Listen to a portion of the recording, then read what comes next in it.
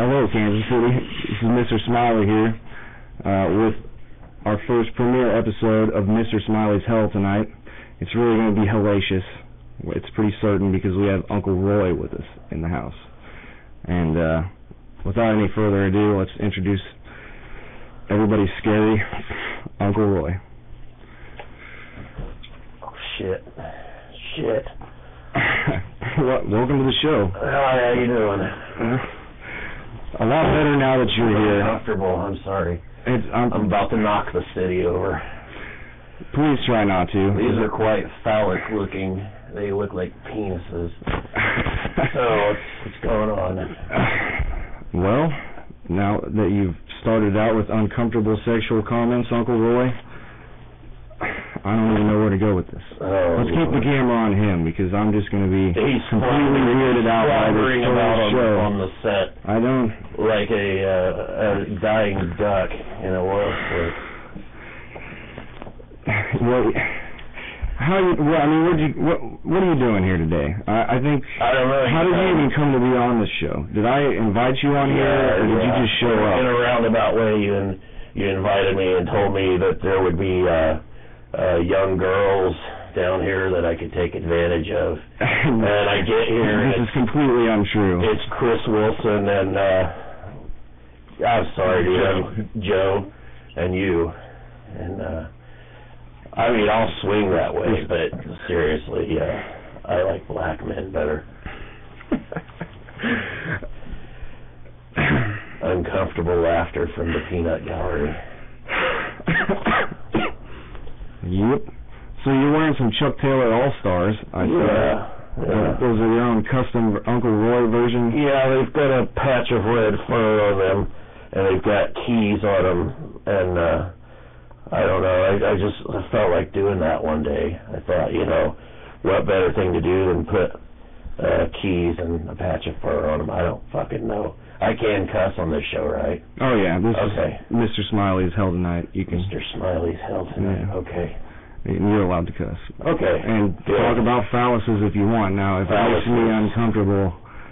Well, I don't know what to tell you. Jordan, you're a little extreme, I must say, Uncle. The male member, it shouldn't creep you out. We've all got one.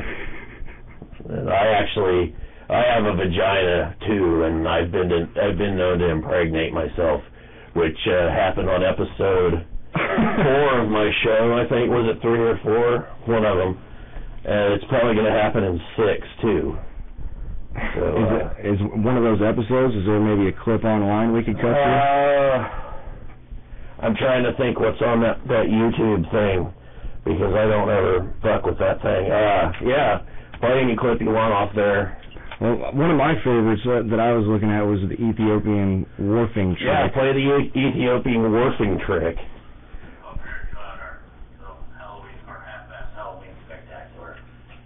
That looks great. Thank God. What we're going to do now is read a letter here. And it comes from our good friend Dr. Bill Cobb down in Florida. It says, "Hey Roy, I would like to see you do something positive involving the medium of television." Sprugles, Dr. Bill Cobb. Well, Bill, I'll do something for you positively involving the medium of television. But I have to wharf outside for that one.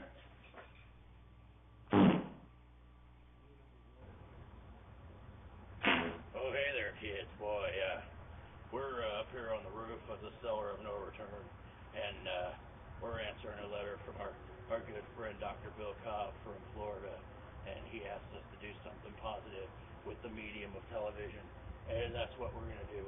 I'm really surprised that Cobb could get away from his tickle fetish videos long enough to even write a letter, but hell, who am I to judge a man for what he likes? Okay, what we're going to do now is we're going to do something positive with TV, and that is we're going to throw this 60-pound rock through a TV, and let's get into that. I hope I don't get myself a hernia. Actually, that's my main concern. Oh, Lord. Get a load of that fat ass. Boy, that fat motherfucker's going to fall through the roof.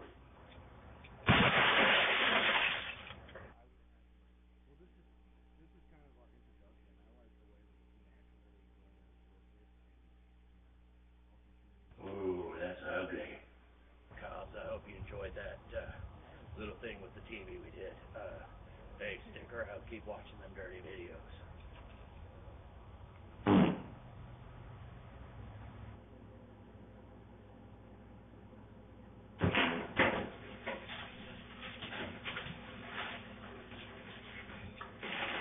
Hey, what the fuck?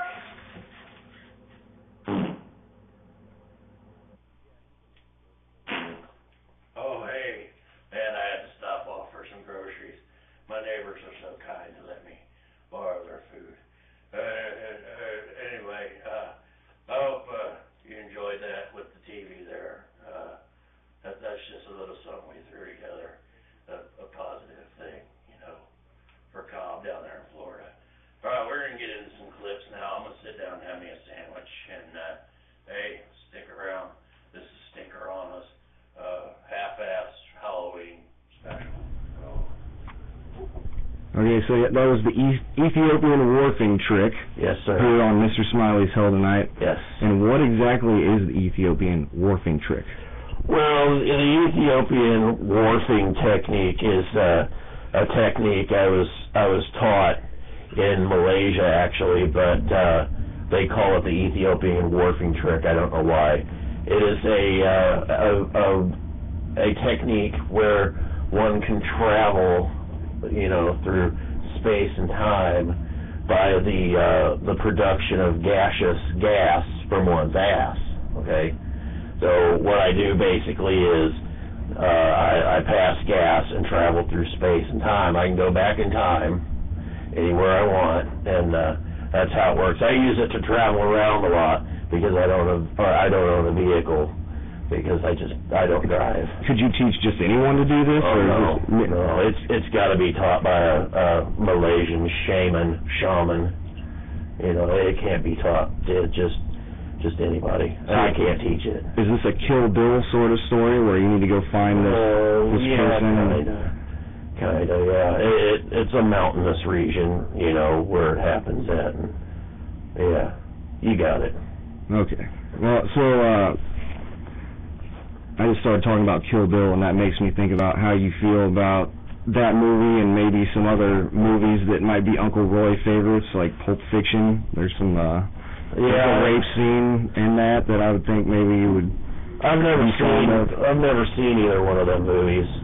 Personally, I think the last new movie I seen was Ernest Saves Christmas, back in like '88, I think. But I'm more into like old shit. You know, I like stuff from anywhere from the 20s up to like the 70s. You know. Okay. Some of my favorites are like Freaks from 1932 and Night of the Living Dead. There's a lot of other films I like. How do you feel about Jack Nicholson? Jack Nicholson, he's alright. I like some of his early stuff. Chris, can we get a shot of Jack Nicholson over here? So people know. People know about Jack? I have no That's our Joker. affiliation with Jack Nicholson. Oh, I wasn't trying to make that comparison. No. I think he's a great guy, you know. Wonderful actor. I've got a lot of old movies he was in. He was in a movie with Boris Karloff called The Terror back in the 60s. It's pretty good. All right, well, before we get into more movie stuff, let's talk about your show. Yes, sir. Let's talk about your show that you have going on and how that started out. Well, I was actually forced into it by, there's a being, an interstellar being called Scooty Burrow, who runs Scooty Burrow Video Productions. He's a very large, cucumber-shaped alien, and he has a very mighty pimp hand, I will say. He can force his will on a lot of people, and he basically came up with the concept for this show, and he's forced me to do it. So I'm the host, and my little sidekick Dobbs the Wee, which you've seen on that clip, he was the co-host for a while. Oh, God. Oh, what's going on here? Is that little... So do you have an actual job? Or you just... We got some live stuff going on Justin.tv. Everybody's watching this hot chick. She's got 1,700 viewers, and we've probably got... Is she vegan? Not yet. Oh, well, tell me when she does. I see her right there on the screen. What are you telling her? I'm not trying to talk to her, but we can go back to that here in a second, because we actually have no viewers. Or wait, there's one viewer. One viewer? Yeah. Now there's two. Mom, go to bed. that's probably who it is. Anyway, so I heard a little bit about what you said about what your show is, what's going on at your show over there. Yeah. And it sounds pretty exotic, and I think maybe you should explain a little bit deeper how your show got started. Like, you have this other guy, this other character, your partner. Yeah, Dobbs the Wee. He's a midget that I won in a crap game back in the 70s, and he sticks around. He doesn't say a whole lot. He's a chain drinker. He drinks one beer after another, kind of like Chris Wilson. Yeah, it sounds like maybe we should have him on the show next time. This whole thing wouldn't be as weird, maybe, if we were all intoxicated. Dobbs the Wee, have him on here? Yeah. Yeah, he's actually dead. He died in like episode 5, I think. The devil struck him down. Oh, so he won't be making it on the show. No, he took him in his prime. Oh my, that's the way to go out, right? He could gut and debone a prostitute faster than I ever seen anybody do, though. Let me tell you. So, is this what I look like on? Yeah, and we could cut that line off at the bottom that says we're going live at 8. But I don't see anything. We are at 8. Oh, it's up here on the live stream. Okay. I don't understand all these gadgets and doodads. Me neither. They actually make me kind of nervous, you know. Yeah. I know the feeling. I do know the feeling, Uncle. Jordan, just ride the snake, my friend. Just settle down. It's all good, you know. Hey, I gotta ask you a question myself. Which of these cushions did Randy from Out of the Suffering sit on? Do you know? Randy from Out of the Suffering, I think he might have been actually, yeah, he was in the far one over there. Really? Yeah. I need to smell that one before I leave. Okay. The Static Bar down on Southwest Boulevard when it was down there. And I used to have an old-time blowtorch. It's like a brass bottle with a handle and a whatever. Fuck, you get the picture. But I would hang that from my sack, and it weighs about 8 pounds. You know, 8 pounds doesn't sound like a lot, but try hanging that dog from your nuts and see how it feels.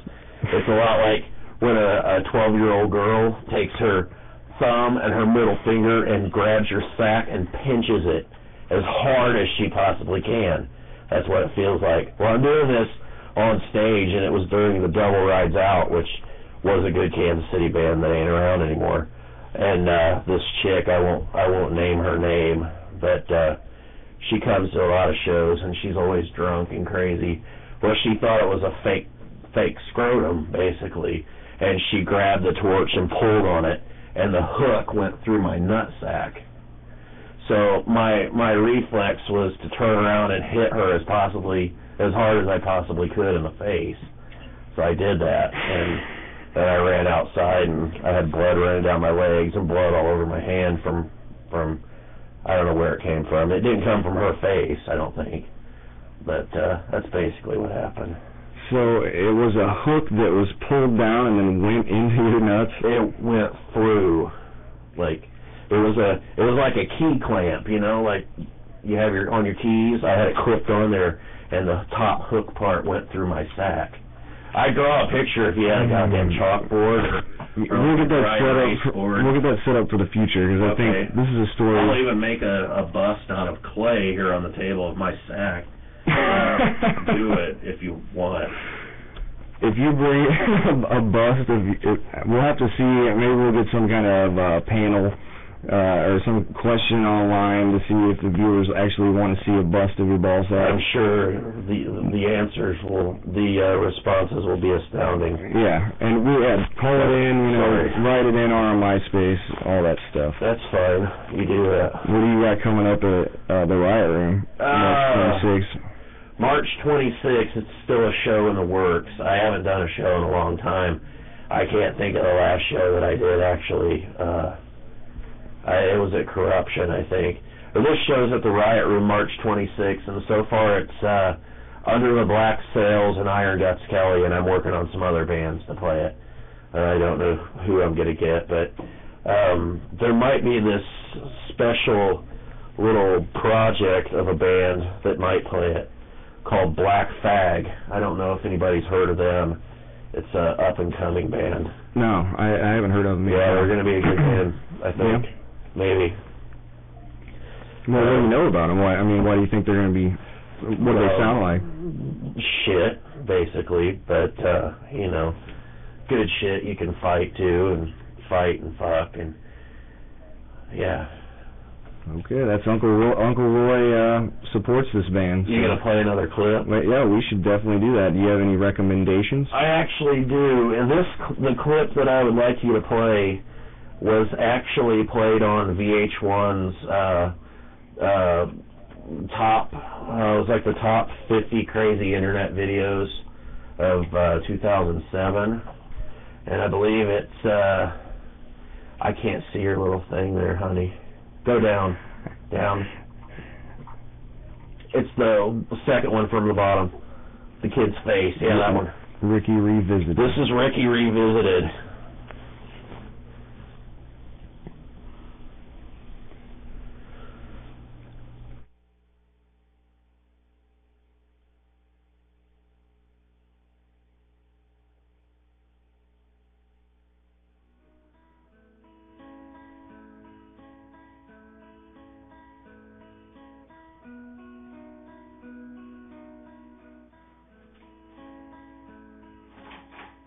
Damn it, Ricky, I thought Ricky, I did see what you were doing, and it feels good, doesn't it? But, I can't have you laying around here all day long tugging on your fucking willy. There's chores to be done, and, it just ain't gonna work. You laying around thinking about Farrah Fawcett's big hot box, but, that is a pleasant thought. If you're swinging a dead cat, which I often do. You're one of the first horror hosts in Kansas City, or what's the history of horror hosts in Kansas City? You want the whole history of horror? Actually, yeah, I'd like to know. I think I'd like to know. The 50s had Gregory Graves, who was a weatherman over at Channel 9, and they made him host a show.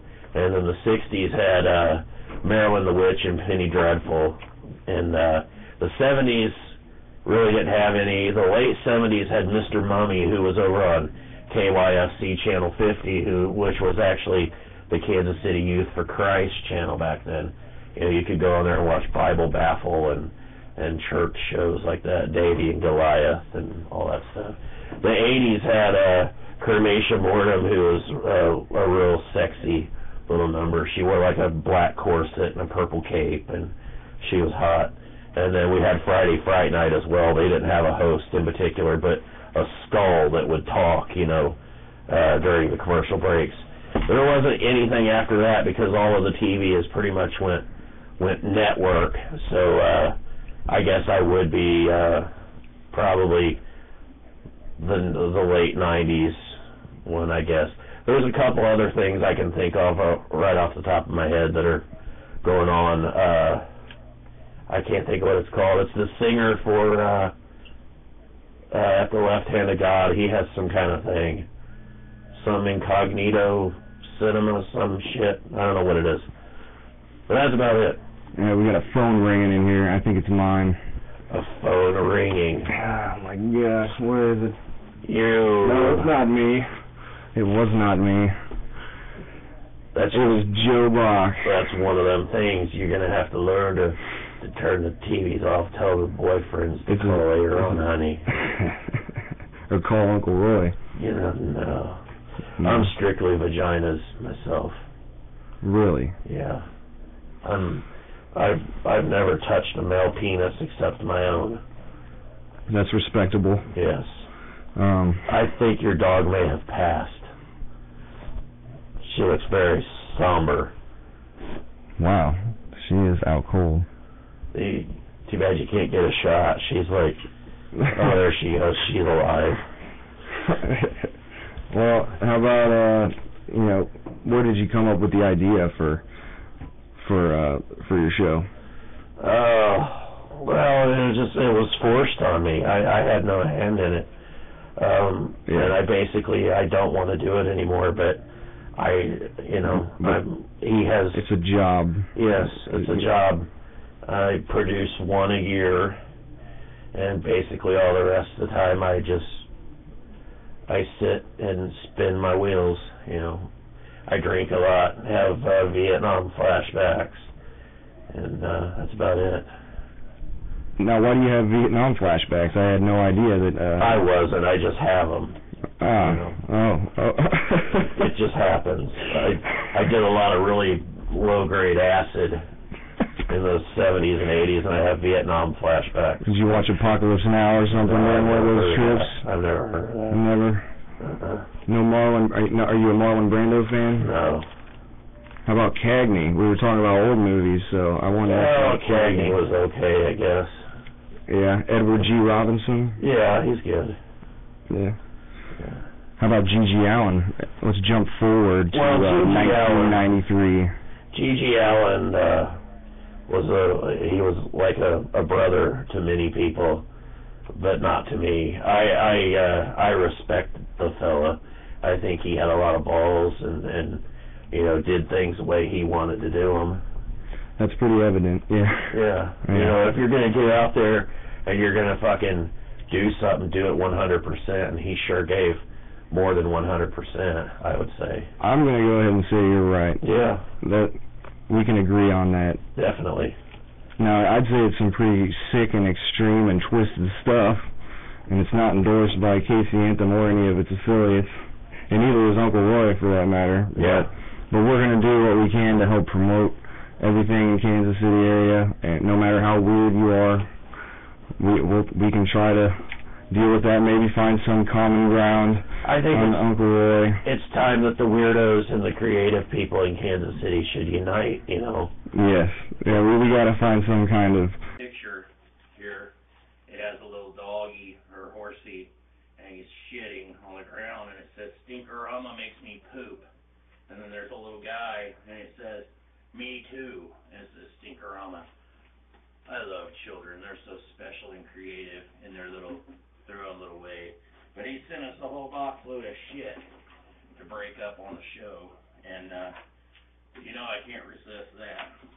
So first up, what we got here is some nice little holiday eggs. They're like little Easter ornaments or something, and I have chosen the very, very crafty Wolverine claw to take care of these. So, with no further shimmy sham, kids, here we go.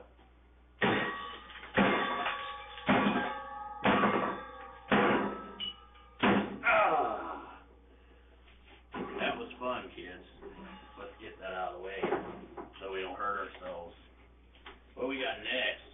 We got Mr. Santa Claus himself. You getting a shot of that there, Frenchie? Okay. Mr. Santa Claus himself. And for that one, we will use the, it's not a Louisville Slugger, but it's pretty close. Here we go, kids. You ready?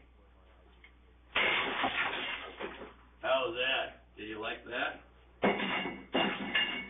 Because as you can see, I can't redo it. Because once something breaks, good luck getting it back together. Next, we got a little trick-or-treat house. And is it the right way? Yes. This is what happens when you come to Uncle Roy's house for trick-or-treats.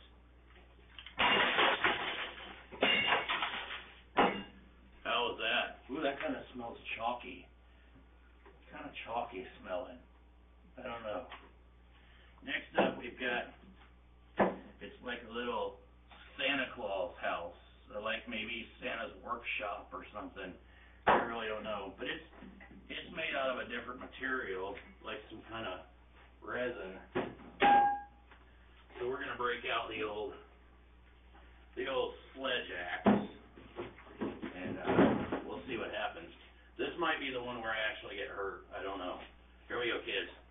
Oh. Well, it indeed was hollow. And I think that all went very well. Thank you, Mikey Hubbard, for sending us such wonderful things to play with on the show. All right, that's actually, I like that one. That's a pretty good clip right there. I like how you had the mail and everything come in. Yeah, from time to time. You get a lot of mail from Mikey Hubbard? No, not from Mikey Hubbard anymore. We kind of went our separate ways since the whole legal thing that happened there. I gotta stay 50 feet away from him now. So, but people send me packages from time to time with the purpose of destroying them on the show. It's just a lot of people get off on doing that. I don't know. Women send me panties and bras, and young kids send me things to tear up and blow up, and it's fun. It looks like it. It looks like a really good time. I might actually have to have something on my show that's similar. I think you should. Well, let's go down the list of these questions that you forced me to ask because my questions were making you uncomfortable. Yeah. That's what you told me. You were going in a direction that I didn't want to be led. Yeah, it had nothing to do with dolls or horror or gore. So the first thing on here is horror hosts. So tell me about horror hosts.